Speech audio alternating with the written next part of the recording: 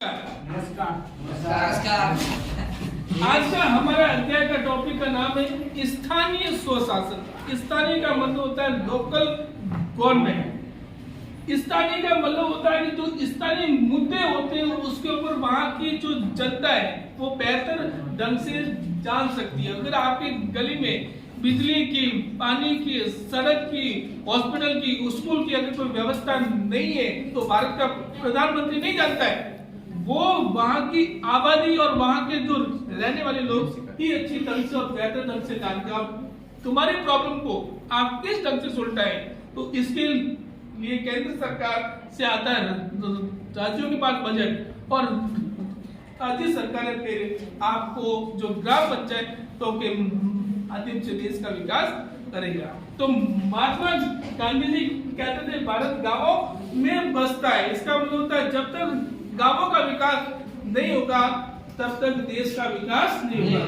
सबसे निम्न स्तर के लोगों का विकास होना चाहिए। फिर हमारे नेहरू जी ने कहा था कि गांव वालों को अपने कार्यों और अधिकारों का प्रयोग करने दो, चाहे वो इसका गलती प्रयोग क्यों न करे, क्योंकि जो व्यक्ति काम करेगा तो गलती तो होगी, लेकिन जितना वो काम करेगा तो उसमें असर बढ़ेगा। इसलिए ग्रामीणों को लोकतंत्र में भागीदारी के लिए स्थानीय स्वशासन की व्यवस्था की। बाद में इसकी शुरुआत करने वाला था लॉर्ड रिपर। कौन था? जिसने 1882 में इसकी नींव रखी थी और भारत में सबसे पहले चेन्नई, जो उस वक्त उसका नाम मद्रास था, और भारत में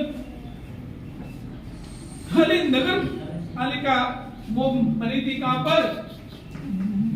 मद्रास नगर। और वहीं से इसकी मतलब शुरुआत हुई। और उसके बाद में जब भारत का संविधान बनके तैयार हुआ तो हमारे संविधान में एक भाग है, भाग संख्या 4, और उसमें है नीति निर्देशक तत्व। क्या है? नीति निर्देशक तत्वों में ये स्टेट को कॉन्स्टिट्यूशन के आर्टिकल मतलब 14 में इसका डिस्क्रिप्शन है कि ये स्टेट की रेस्पॉन्सिबिलिटी होगी कि लोगों को लोकतंत्र में भागीदारी की जाए, अर्थात पंचायतों की व्यवस्था करेगा। आर्टिकल 14 में लिखा है राज्य पंचायतों की व्यवस्था करेगा। तब हमारे संविधान के लागू होने के बावजूद भी जो ग्राम पंचायतें थी उनको इतने अधिकार नहीं मिले हुए थे। तो उस वक्त हमारे प्रधानमंत्री श्री राजीव जी ने सबसे पहले एक 1986 में 65वां संविधान संशोधन मतलब संसद के अंदर प्रस्तुत किया, लेकिन वो संसद से पारित नहीं हो पाया। फिर उसके बाद में आए श्री पी.वी. नरसिम्हा राव। वो जब भारत के प्रधानमंत्री बने तब उन्होंने 1992 में 73वां और 74वां संविधान में संशोधन करवाया।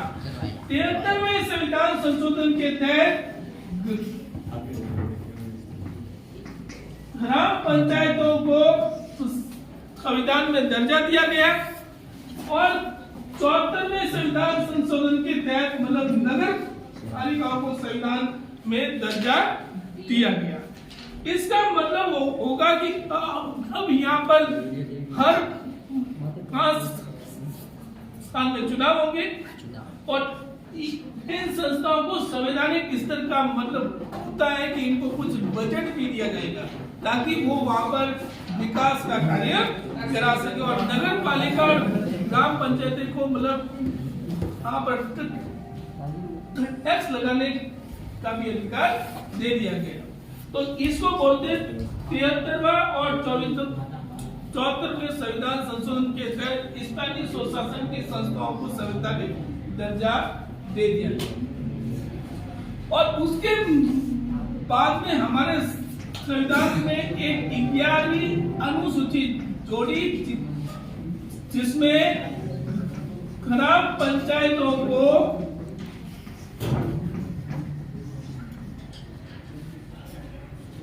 29 सब्जेक्ट दिए गए। कितने? 29 सब्जेक्ट। और एक जोड़ी उसका नाम है 12वीं अनुसूची, जिसके तहत नगर पालिकाओं को 18 सब्जेक्ट दिए गए। कितने दिए? तो इस प्रकार से इनको 29 सब्जेक्ट पर कार्य करना होगा और इनको 18 सब्जेक्ट पर कार्य करना होगा। अब ये इससे आगे का अपन जो है वो कर देंगे।